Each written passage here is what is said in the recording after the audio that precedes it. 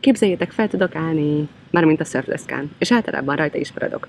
Ez 2 hét kitartó gyakorlás eredménye. Sziasztok, Eszti vagyok, úton Új-Zélandra, ahol 1 évet fogok eltölteni egy Working Holiday vízummal. Útközben Indonéziában és Ausztráliában is eltöltök egy kis időt. Ebben a videóban a Lombokról fogok mesélni, ahol egy 2 hetes szörftáborban vettem részt, de bepillantást nyertem a helyiek életébe is. Bocsi, ha izzadok, de nagyon meleg van.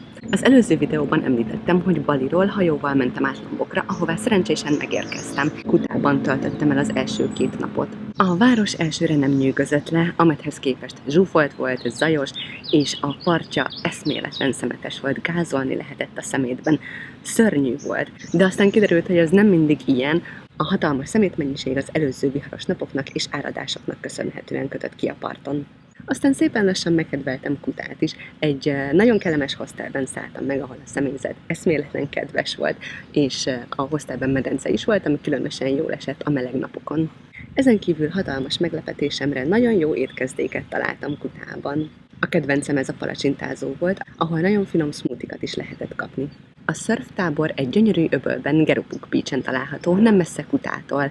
Én mindenkinek ajánlom, aki szeretne megtanulni szörfözni, vagy a szörftudását tovább fejleszti. A kezdőktől a haladókig mindenféle szörftudású és változatos korosztályú ember megfordul a táborban, a tinédzserektől az 50-60-as éveikben járókig. 5 csoportba voltunk beosztva, és általában napi 2 szörfóránk volt, egy délelőtt és egy délután, de előfordult olyan is, hogy egy egész napos útra mentünk el egy szomszédos öbölbe. Ilyenkor az ebédet vagy a hajón, vagy pedig egy közeli parton fogyasztottuk el.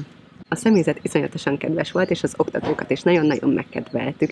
Az összes oktató helyi volt, akik nem csak nagyon jól oktattak, de iszonyatosan jó fejek voltak, és mindent tudtak a hullámokról. Úgyhogy én mindig abszolút biztonságban éreztem magamat velük. Ezen kívül előfordult, hogy drónfelvételeket is készítettek rólunk, ezeket később a tábor alapítói, pontosabban az alapítók közül 2 dél-afrikai nagyon tapasztalt szörfös srác kielemzett, és így még jobban tudtunk fejlődni. Így jöttem rá, hogy eleinte nagyon-nagyon rosszul állok fel a deszkán, hogy hiába sikerül felállnom, a technikám borzalmas, úgyhogy az első néhány nap után nagyjából újra kellett tanulnom felállni a deszkán. Ezen kívül a szörfleszkék után általában délután 5 körül majdnem minden nap részt tudtunk venni jogán is, ami nagyon-nagyon jól esett. Minden nap kaptunk reggelit, ebédet és vacsorát is, ami isteni finom volt, tényleg nagyon jól főztek, viszont rendszeresen emlékeztetnem kellett őket a napi kirándulások előtt, hogy én nem eszek húst, úgyhogy legyenek szívesek valamit a hús helyett bepakolni nekem.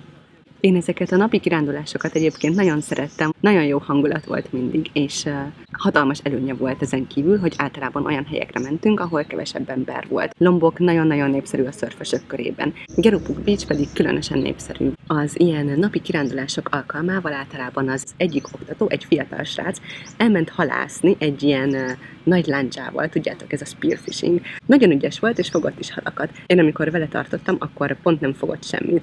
Nyilván, amikor visszamentem a hajóra, és utána ő még egyszer elment halászni, akkor fogott legalább fél tucat halat, amit én így nem láttam, de így is nagyon érdekes volt. Ez egy vegán szájából lehet, hogy kicsit furcsán hangzik, de végül is mit tegyenek egy szigeten a helyiek, hanem halat. Lombokon egyébként általában nem közvetlenül a partról beúszva szörföznek, hanem amit mi minden alkalommal csináltunk, hajóval mentünk ki olyan helyekre, ahol a zátonyon megtörnek a hullámok, és olyan hullámok jönnek létre, amiket nagyon jól meg lehet lovagolni. Ez nyilván az árapálytól, meg egyéb környezeti tényezőktől függ, úgyhogy mindig be voltunk osztva, hogy hány órakor melyik helyre megyünk. Előfordult néhányszor, hogy napfelkeltekor mentünk szörfözni. Én ezeket nagyon szerettem, egyrészt a napfelkelte miatt, másrészt ilyenkor általában nem voltak sokan rajtunk kívül, úgyhogy nyugodtan tudtunk szörfözni, frissen és üdén. Azt kell mondjam, hogy elég jó volt rögtön szörfözéssel indítani a napot. Számomra az egyik legszebb élmény egy olyan nap volt, amikor naplementekor mentünk szörfözni. Gyönyörű volt, és eleinte alig voltunk a helyen, úgyhogy nagyon jó kis hullámokat is sikerült kifogni. Utána pedig, amikor visszamentünk, akkor zenét hallgatunk és énekeltünk, úgyhogy nagyon jó hangulatban telt az a délután. A másik kedvenc emlékem egy napi kiránduláshoz köthető, amikor az egyik közeli parton ebédeltünk, ami eszméletlenül szemetes volt, egyszerűen a szívem szakadt meg, hogy egyébként ezt a paradicsomi környezetet így elrontja az eszméletlen mennyiségű szemét, ami valahogy ezen a parton kötött ki. de mi ennek ellenére nagyon jól el voltunk. Hatalmas meglepetésemre találkoztam egy magyar sráccal, aki ott él Gerupuk Beach-en a tábor közelében valahol. Samúnak hívják, és nem csak nagyon jó fej, hanem eszméletlen érdekes dolgokat csinál, ugyanis voltak éppen az a munkája, hogy hajókat, jachtokat fuvaroz el egyik helyről a másikra. Mennyire király már! A másik meglepetés rögtön az első éjjel, pontosabban hajnalban ért engem.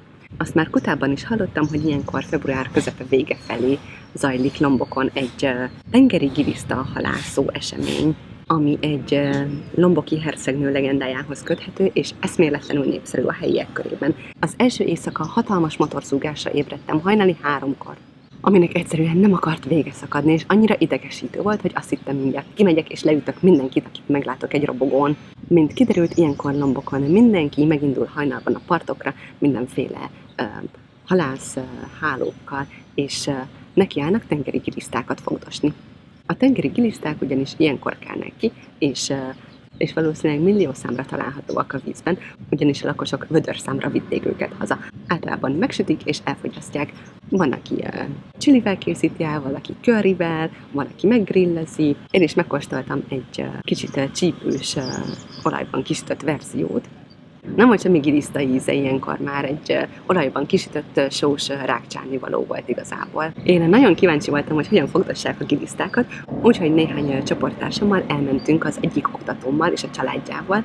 Valamelyik nap hajnali 5 körül hajóval kimentünk a vízre, nagyon kedvesek voltak, mert adtak ilyen kis halászhálószerűséget, amivel fogdoshattuk a gilisztákat.